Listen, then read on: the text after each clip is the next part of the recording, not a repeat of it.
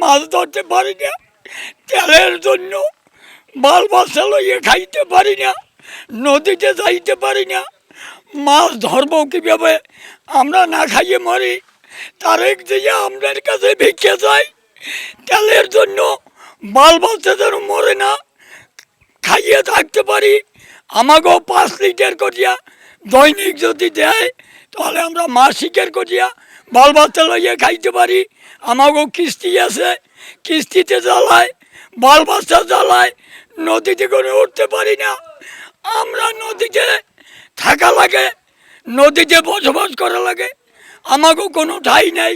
আমাকেও দিক সরকার মহোদয় তারেক জিয়া, আপনি আমাকে জেলে জেলে ভাইগোর জন্য একটু আহ্বান।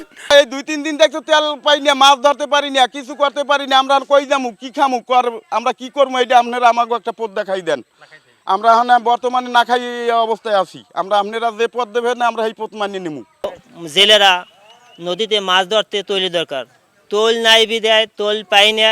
এই জন্য আমরা প্রায় 15 দিন পর্যন্ত তৈল মোটেই নাই বিদায় আমরা জাল বাইতে পারি না।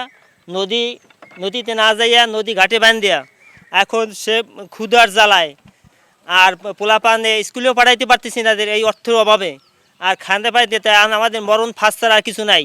যেহেতু উপরে যারা কর্মকর্তা আছেন তারা যদি আমাদেরকে তৈলের সঠিক সহায়তা এবং ন্যায্য মূল্যে পাই আমাদেরকে সাহায্য করে, তাহলে আমরা মনে হয় যে আমরা আমার জীবিকা অর্জন করতে পারবো। না হলে আমাদের নদীতে নৌকা ডুবিয়ে দিয়ে ছাড়া আর ভিক্ষে ছাড়া আমাদের বিকল্প পথ নাই।